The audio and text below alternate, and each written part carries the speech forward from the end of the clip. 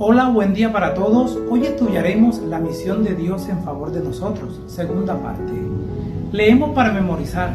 Por tanto, vayan a todas las naciones, hagan discípulos bautizándose en el nombre del Padre, del Hijo y del Espíritu Santo.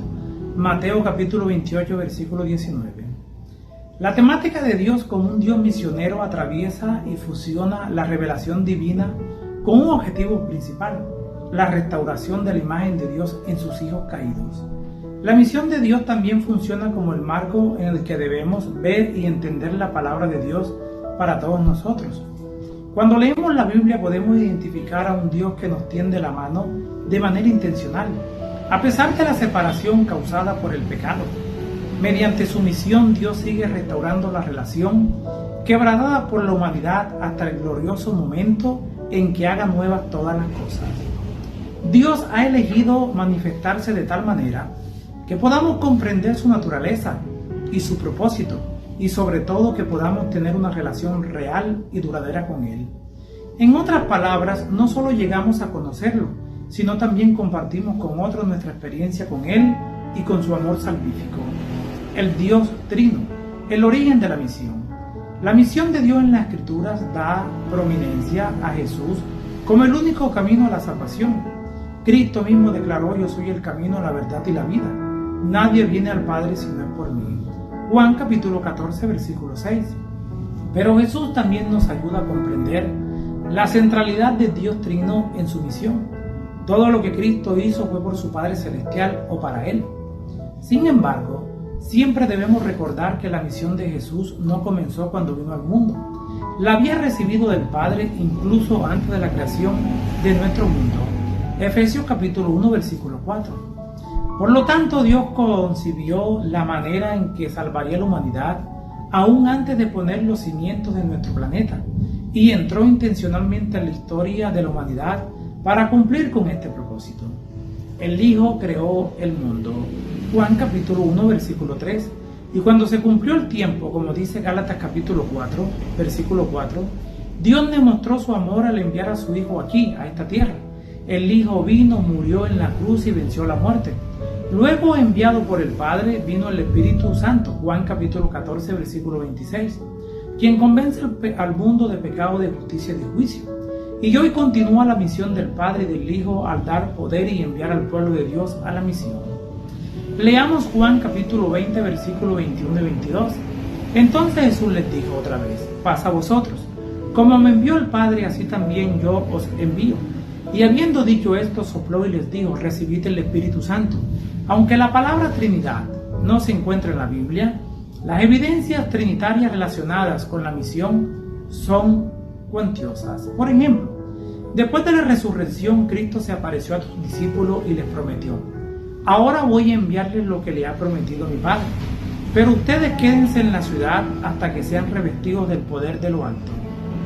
Aquí encontramos la realidad de la misión de la deidad en una sola frase: la promesa del Padre, la seguridad del cumplimiento de la promesa por parte del Hijo, y la promesa misma, la venida del Espíritu Santo, tal como lo dice Hechos capítulo 1, versículo 4.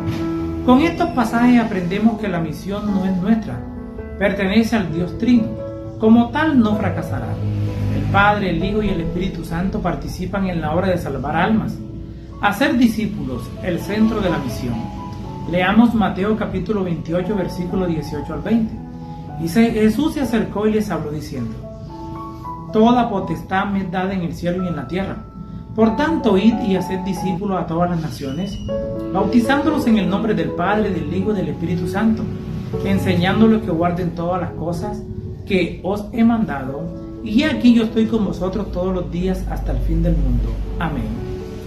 Pronuncia el mandato bíblico, comúnmente identifica como la Gran Comisión, en que Jesús instruye a sus seguidores para que vayan y hagan discípulos, enseñándoles la verdad e incitándoles en la comunión. Los componentes básicos de Mateo 28, versículos 16 al 20, pueden resumirse en 4 aspectos sencillos. Número 1. Jesús ordena a sus discípulos que vayan en Galilea para estar con Él. Número 2. Jesús se acerca a ellos declarando su autoridad y soberanía. Número 3. Entonces Jesús comisiona a sus discípulos a una tarea específica, concretamente a ser discípulos. Y finalmente, número 4. Jesús promete estar con sus discípulos hasta el fin del mundo. Hacer discípulos es el objetivo principal de la Gran Comisión y la tarea principal de la misión. Literalmente en el idioma griego original, el comienzo de Mateo capítulo 28, versículo 19, dice: por tanto, habiendo oído, hagan discípulos. Por lo tanto, da a la comisión su fundamento en lo que se acaba de presentar: el poder, la autoridad y la soberanía de Jesús. Todos ellos proceden de la victoria alcanzada en su resurrección. Es importante destacar que el único verbo de acción con fuerza imperativa en la Gran Comisión es hacer discípulos, enseñar a todos bautizándolos y compartir las enseñanzas de Jesús con todo el mundo. Son las características del proceso del discipulado. Aquí evidentemente Jesús está dirigiendo a sus discípulos hacia un propósito: hacer discípulos. Por cierto, este es uno de los grandes pasajes misioneros de toda la Escritura. Termina con la promesa de Jesús de su presencia continua con sus seguidores.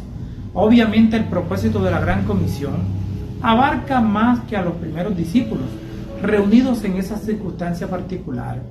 Ellos solos no podrían ir a todas las naciones para cumplir la nueva misión de hacer discípulos. Por lo tanto, la comisión es universal, es un alcance.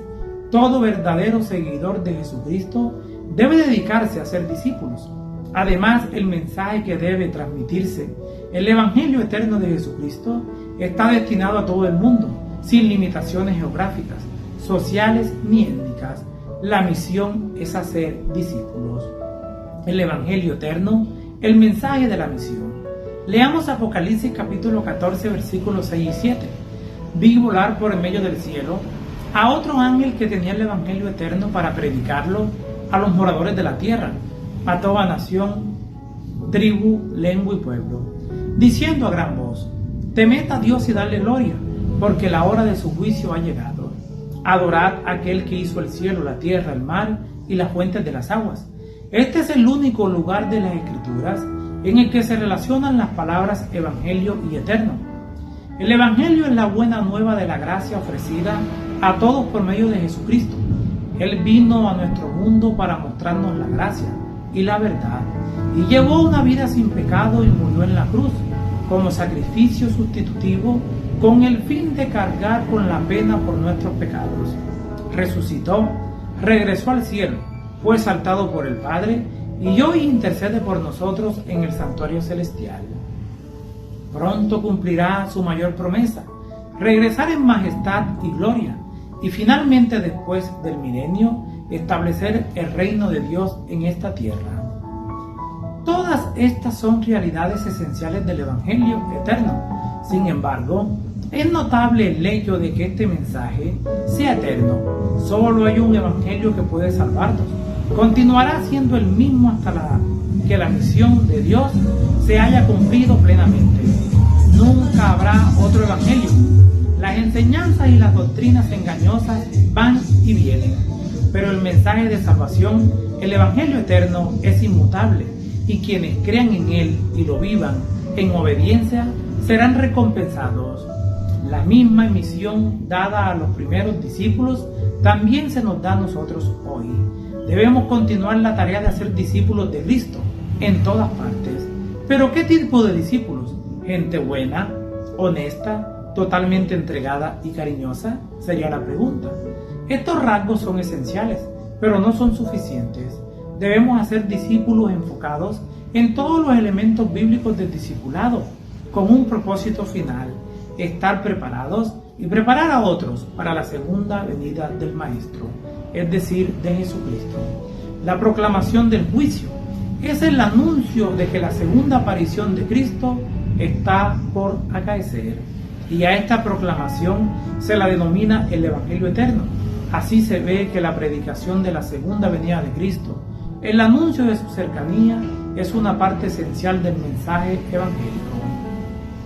Palabras de vida del Gran Maestro, página 180. El pueblo de Dios, los canales de la misión. A lo largo de la historia, Dios siempre ha contado con unas personas que representaron fielmente su carácter y en obediencia siguiendo sus propósitos. El pueblo de Dios son quienes han sido llamados y quienes han aceptado su invitación a ser partícipes de su gracia. Todos ellos han sido y continúan siendo instrumentos de Dios para el cumplimiento de su misión. El pacto de Dios con Abraham y sus descendientes tenía un propósito específico. Fueron llamados, creados y comisionados para ser agentes de la misión de Dios, canales de bendiciones para las naciones, tal como lo dice Deuteronomio capítulo 28. Sin embargo, fueron elegidos dentro de una relación de pacto con Dios, basada en una condicionalidad implícita de fe y obediencia, tal como lo dice 2 de Crónicas capítulo 7 versículo 14. Este proceso de atraer a las naciones circundantes hacia Israel fue la estrategia misionera de Dios en el Antiguo Testamento. En el Nuevo Testamento, la misión de Dios continúa. El Señor y Salvador resucitado lanza ahora una nueva estrategia misionera, tal como lo dice Mateo 28, versículos 18 al 20, y Hechos capítulo 1, versículo 8, en la que los discípulos de Cristo, que constituyen la iglesia, salgan en la misión por todo el mundo. En lugar de que, como ocurría en el antiguo Israel, el mundo fuera ellos, la misión no se originó con la iglesia. Al contrario, la iglesia existe porque Dios todavía tiene una misión que cumplir y está utilizando a su iglesia para llevarla a cabo. Sin embargo, cabe una pregunta: ¿cuál es la misión de la iglesia? ¿Es la misma que la de aquel que llamó a la iglesia a la existencia? Porque el Hijo del Hombre vino a buscar y a salvar lo que se había perdido. Aunque ninguno de nosotros en la iglesia puede salvar a nadie, sí podemos y debemos llevar a otros al único que puede salvar, y ese es Jesucristo. La misión de la iglesia de Cristo consiste en salvar a pecadores que perecen. Consiste en darles a conocer el amor de Dios hacia los hombres y ganarlos para Cristo por la eficacia de ese amor. ¡Qué privilegio y qué tremenda responsabilidad! La misión es para la iglesia lo que el aire es para nuestra vida. Sin aire morimos, sin misión la iglesia muere. El mundo, la arena de la misión. Leamos Apocalipsis capítulo 7 versículos 9 y 10. Después de esto miré y aquí una gran multitud, la cual nadie podía contar, de todas naciones, tribus, lenguas y pueblos, que estaban delante del trono y en la presencia del Cordero, vestidos de ropas blancas, con palmas en las manos, y clamaban a gran voz diciendo: la salvación pertenece a nuestro Dios que está sentado en el trono y al Cordero. Es la lección de esta semana que han analizado intencionalmente dos textos fundamentales sobre la misión que enfatiza la centralidad de la formación de discípulos en la Gran Comisión y el mensaje del Evangelio eterno. Curiosamente, ambos textos tienen al menos un punto en común: el dónde de la misión. Dicen así: por tanto, vayan a todas las naciones y hagan discípulos, a los que habitan en la tierra, a toda nación, tribu, lengua y pueblo. También lo dice Apocalipsis capítulo 14, versículo 6. En otras palabras, el Evangelio de Cristo debe llegar a todas las clases, a todas las naciones, a todas las lenguas y a todos los pueblos. La influencia del Evangelio es unir a los salvos en una gran hermandad. Solo tenemos un modelo que imitar, y es Cristo.